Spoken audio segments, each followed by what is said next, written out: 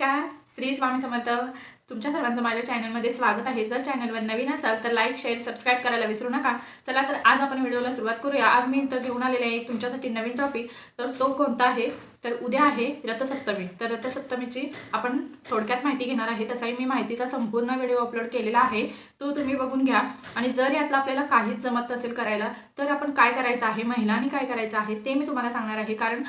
कारण एक एक महिलांना जॉबला जातात, तर जॉबला गेल्यानंतर त्यांना हे सगळं पूजा करणं किंवा बऱ्याचशाच गोष्टी आहेत त्या सगळं करणं जमत नाही. तर त्या घरी वेळाने येतात, मग हे करणं सर्व शक्य होत आहे. मग अशा वेळेला आपण काय केलं पाहिजे तर हे आज आपण बघणार आहोत. तर चला तर व्हिडिओला सुरुवात करूया. उद्या आहे रथसप्तमी. या रथसप्तमीच्या आज आपण माहिती घेणार आहोत. तसाही मी पूर्ण पूजेचा म्हणजे पूजा कशी करता येईल आपल्याला, त्या दिवशी काय काय सेवा आपल्याला करता येईल, दूध कसं ओतू घालवायचं, का ओतू घालवायचं, हे सर्व माहिती मी त्या व्हिडिओमध्ये सांगितलेली आहे. तो व्हिडिओ तुम्ही बघून घ्या. आणि हे सर्व आपल्याला जर या दिवशी करायला जमत नसेल, कारण एक एक महिला जॉबला जातात, त्या संध्याकाळी वेळाने येतात किंवा त्यांना जमतच नाही आहे. असं म्हटलं जातं की या दिवशी सूर्यदेवांचा जन्म झाला, आणि जर आपल्या पृथ्वीवर सूर्यदेवच नसते तर काय झालं असतं, आपण कल्पना तरी केली का? तर तसंच आहे की सूर्यदेवांचा या दिवशी जन्म झाला, त्यामुळे आपल्याला सूर्यदेवांची या दिवशी मनोभावे पूजा करायची आहे, त्यांची उपासना करायची आहे.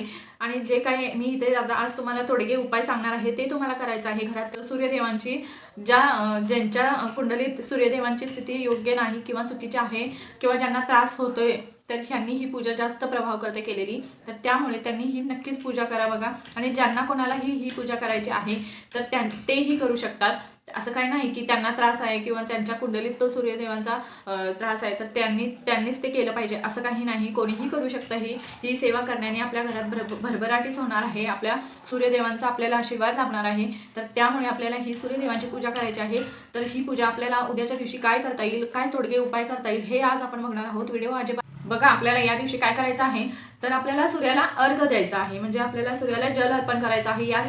या दिवसापासून 21 दिवस ही सेवा तुम्हाला करायची आहे. बघा, तुमच्या आयुष्यात खूप भरभराटी होईल, तुमचे आयुष्य बदलून जाईल. तर त्यामुळे तुम्हाला ही महत्त्वाची सेवा आहे, ती 21 दिवस तुम्हाला करायची आहे. आणि बघा, एक काय करतात, 11-12 वाजता आपल्याला किंवा 1 वाजता अर्घ्य द्यायचं नाही सूर्यदेवांना. 8च्या अगोदर आपल्याला अर्घ्य द्यायचं आहे, जल अर्पण करायचं आहे. तर त्यामुळे तुम्ही कधी पण म्हणजे 11-12 आणि 1-2 वाजता नाही, तसं नाही जमणार. कारण आपल्याला हे अर्घ्य 8च्या अगोदर सकाळी लवकर उठूनच करायचं आहे. हे कधीही करून चालत नाही. आपल्याला काय करायचं बघा, एक आणि कसलाही तांब्या घ्यायचा नाही, स्टीलचा किंवा आपल्याला पितळेचा तांब्या घ्यायचा आहे किंवा पंचधातूचा तांब्या घ्यायचा आहे. आपल्याला जरी पंचधातूचा नसेल तरी पितळेचा असला तरी चालेल. पण तो काय करायचं, त्याच्यात जल घ्यायचं, आपलं पाणी घ्यायचं आणि त्याच्यात अक्षदा, हळदी कुंकू आणि एखादं फूल टाकायचं आहे. आणि ते आपल्याला सूर्यदेवांना अर्पण करायचं आहे. अर्पण करताना बघा, कसंही असं भसभस ओतलं असं नाही करायचं.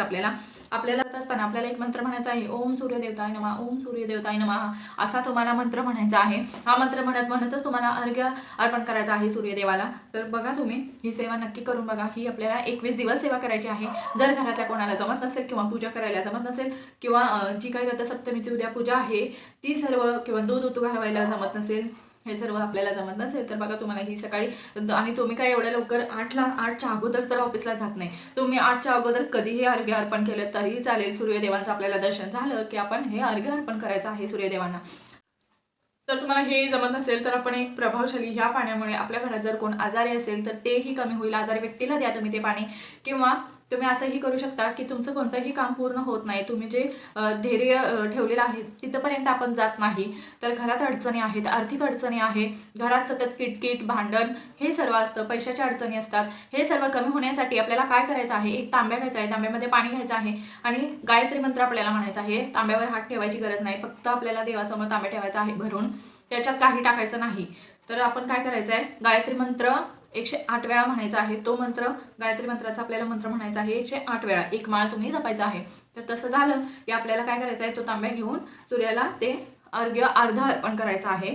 पूर्ण नाही, अर्ध अर्पण करा तुम्ही. आणि उरलेलं जे पाणी आहे ते तुमच्या घरात तीर्थ म्हणून सर्व थोडं सर्वांना द्या तुम्ही. जर कोणी आजारी व्यक्ती असेल तर त्याला द्या तुम्ही. आणि जर कोणी हे पाणी घेत नसेल तर तुमच्या घरात कोणतं ना कोणतं पाण्याचं भांडं असेलच भरून ठेवलेलं, प्यायचं पाणी किंवा घरचाचं पाणी मी सांगत नाही, प्यायचं पाणी असेल तर त्याच्यात तुम्ही ते पाणी वतून ठेवा. मग ते आपोआपच सगळे लोक पिऊन जातील, सगळ्यांच्या पोटात ते पाणी जाईलच. तर त्यामुळे आपल्याला हा एक उपाय करायचा आहे. बघा, हा अत्यंत प्रभावशाली उपाय आहे. तुमच्या घरातील सर्व अडचणी संकटे दूर होतील आणि ज्याच्या कोणाच्या राशीमध्ये करताना तुम्हाला अत्यंत मनातून हे सर्व करायचं आहे. मी सांगितलं म्हणून कसंही तुम्ही उठलं अर्घ्य अर्पण केलं हे असं करायचं नाही. अत्यंत मनातून ही सर्व सेवा करायची आहे. बघा तुम्हाला 101% याचं फळ चांगलंच मिळेल तुम्हाला. तर त्यामुळे आणि कोणत्याही देवाची सेवा करणं हे काही वाया जात नाही. तर त्यामुळे तुम्हाला हे करून बघा तुम्ही तुमचं आयुष्य खूप चांगलं होऊन जाईल आणि आर्थिक अडचणी सुद्धा कमी होतील. घरात भांडणी होत असतील तर ती कमी होतील. मतभेद होत असतील नवरा बायकोंमध्ये तर ते कमी होतील. तर असा हा उपाय मी तुम्हाला सांगितला आहे. तर तुम्ही काय करायचं आहे, फक्त सकाळी लवकर उठायचं, आंघोळ करायची आणि सूर्यदेवतांना आपल्याला जल अर्पण करायचं आहे. त्या जल अर्पण करताना आपल्याला काय करायचं आहे, हळदी कुंकू अक्षता आणि एखादं फूल टाकायचं आहे त्या पाण्यामध्ये आणि ते अर्पण करायचं आहे. आणि दुसरा उपाय मी सांगितला म्हणजे जर कोणी आजारी असेल, घरात भरपूर अडचणी असतील, घरात आर्थिक अडचण असेल, भांडण होत असतील तर आपल्याला काय करायचं आहे आणि सकाळच्या गडबडीत जर कोणाला ही सर्व पूजा करायला जमत नसेल तर तुम्हाला काय करायचं आहे, घरातील महिलांनी हा उपाय नक्की करा. कारण द्या तुम्ही तुमच्या मिस्टरांना द्या, तुमच्या सासू सासरे कोण असतील त्यांना सर्वांना द्या ते पाणी. आणि जरी कोणी आजारी व्यक्ती असतील तर त्यांनाही द्या तुम्ही. बघा त्यांना नक्की फरक पडेल आणि हा उपाय तुम्ही नक्की करून बघा. आणि ही संकटे असतील ती कमी होतील. आर्थिक अडचण असेल, लग्न जमत नसेल किंवा ज्याच्या कुंडलीमध्ये सूर्याची स्थिती चांगली नाही ती कमी होण्यास मदत होईल.